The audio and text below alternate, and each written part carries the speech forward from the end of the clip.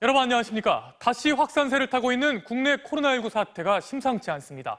이태원 클럽 관련 확진 환자는 이제 54명으로 늘었고 이 가운데 11명은 클럽에 가지 않은 2차 감염자로 확인됐습니다.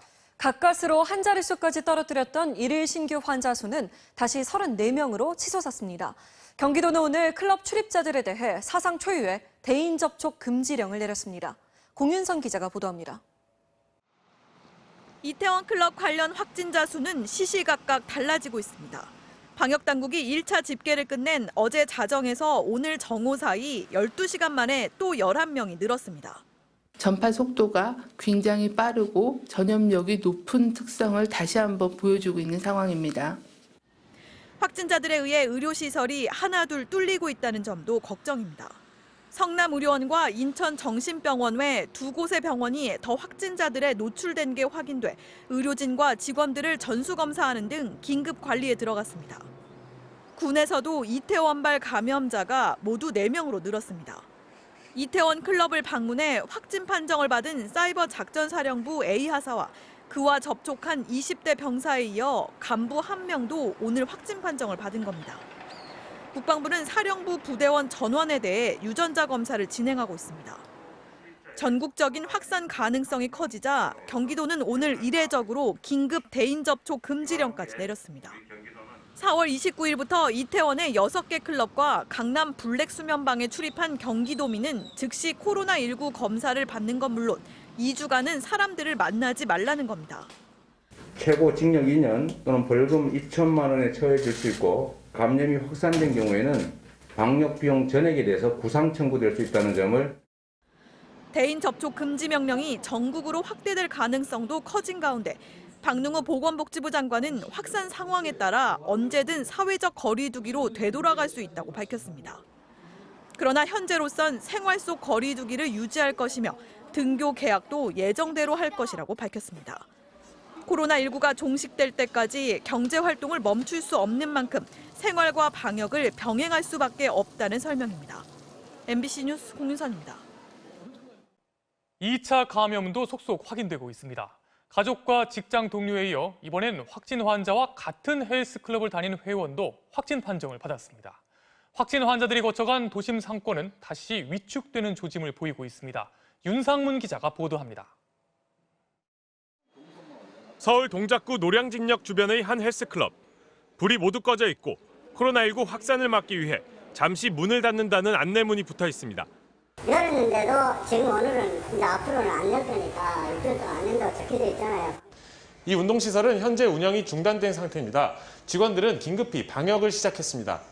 지난 2일 이태원 클럽에 들렀던 한 30대 회원이 지난 8일 코로나19 확진 판정을 받은 데 이어 오늘 40대 회원이 추가로 양성 판정을 받으면서 문을 닫은 겁니다. 이 40대 회원은 이태원 클럽 확진자가 지난 4일에서 6일 사이 다녀간 이 헬스클럽을 이용한 뒤 감염된 것으로 추정됩니다. 이 같은 2차 감염 추정 사례가 계속 늘어나면서 동시다발적인 확산 우려도 커지고 있습니다.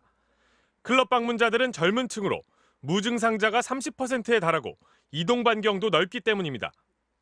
최초 발병자로 추정되는 클럽 방문자의 직장 동료에 이어 이태원 주점을 다녀간 성남시 의료원 간호사의 형과 어머니, 킹클럽을 방문했다가 감염된 인천 거주 남성의 누나 등 지금까지 확인된 2차 감염자는 11명에 달합니다. 지금으로서는 확진자를 빨리 확인하고 격리 조치해서 2차, 3차 감염을 최소한으로 줄이는 것이 최우선 과제입니다. 이태원 클럽발 2차 감염이 현실화되면서 시민들도 다시 위축되고 있습니다. 클럽 집단 감염에 직격탄을 맞은 이태원 거리는 텅 비었습니다. 저번 주 대비하더라도 5분의 1 이상 충분한 상태이기 때문에 원래 토요일 저녁 거리 같은 경우에는 저번 주만 해도 사람들이 되게 많았었거든요. 대표적 관광지인 서울 명동이나 경복궁도 한산했습니다. 롯데백화점 본점은 직원 중에 확진자가 나와 어제 저녁 서둘러 방역을 마친 뒤 오늘 영업을 재개했지만 이용객은 많지 않았습니다. 생활 속 거리 두기로 전환한 이후 맞는 첫 휴일. 시민들은 그간 답답했던 마음에 밖으로 나왔지만 걱정이 당연히 되죠. 편하진 않죠. 깨끗이 닦고 항상 마스크를 쓰고 불안한 표정을 감출 수는 없었습니다. MBC 뉴스 윤상문입니다. 서울시가 어제 모든 유흥시설에 대해 사실상의 영업 중단 명령을 내렸죠. 토요일이었던 어젯밤, 유흥가의 모습은 어땠을까요? 저희 취재팀이 가봤더니 클럽은 문을 닫았지만 클럽과 다를 바 없는 주점들이 인산인해를 이뤘습니다. 등록이 일반 음식점으로 돼 있다는 이유로 사각지대에 놓여 있는 겁니다. 임명찬 기자가 현장 취재했습니다. 서울 홍대 인근의 한 클럽 앞. 사람들로 붐빌 토요일 밤이지만 좀처럼 인파를 찾아보기 힘듭니다. 자물쇠로 굳게 잠긴 문에는 집합금지 명령서가 붙어 있습니다. 또 다른 클럽들도 사정은 마찬가지. 간판에 불은 꺼져 있고 쇠사슬이 출입을 가로막고 있습니다. 하지만 감성호프, 헌팅포차 등의 이름으로 영업 중인 인근 술집 상황은 정반대입니다. 입장을 위해 다닥다닥 길게 늘어선 대기줄. 건물 밖에는 마스크를 착용하지 않으면 입장이 안 된다는 안내 문구가 붙어 있습니다. 안으로 들어가 봤습니다. 입구에 손 소독제가 놓여 있고 방문자 이름을 쓰게 돼 있지만 확인하는 사람은 없습니다. 허위로 작성하거나 적지 않아도 그만입니다. 흥겨운 음악에 몸을 맡기고 게임을 하는 사람들로 발 디딜 틈도 없는 상황. 아직 앉을 데도 없을 것 같은데. 턱 밑까지 내린 형식적인 마스크 착용에 아예 쓰지 않은 사람들이 대부분입니다. 경각심이 조금 사람들이 좀 완화된 것 같아요. 주의를 좀 더 가져야 되겠다고 생각을 하고 저도 이런 거 하는 게 좀. 모두 일반 음식점으로 등록돼 집합금지 행정명령에서 제외된 곳들입니다. 업종 등록 형태만 다를 뿐 술을 팔고 사람이 밀집해 있다는 점에서 사실상 클럽과 별 차이가 없습니다. 술집들은 열려 있는데 크게 뭔가 클럽하고 저 부분은 다르다고 느끼세요? 아니요. 같이 만약에 합성을 하면 가까이서 얘기하니까 감염이 될 수 있지 않을까요? 생활 속 방역 수칙 역시 시민들의 자발적인 의지에 기댈 수밖에 없는 현실입니다. 간절이 없다 보니까 잘 따르지는 않고 있는 상황이고요. 마스크 착용이라든가 발열 체크, 손 소독제 사용 여부 같은 거는 점검하는데 이게 계속 지켜보지 않으면 저희가 떠나면 사실 그게 효력이 좀 떨어지는 편이죠.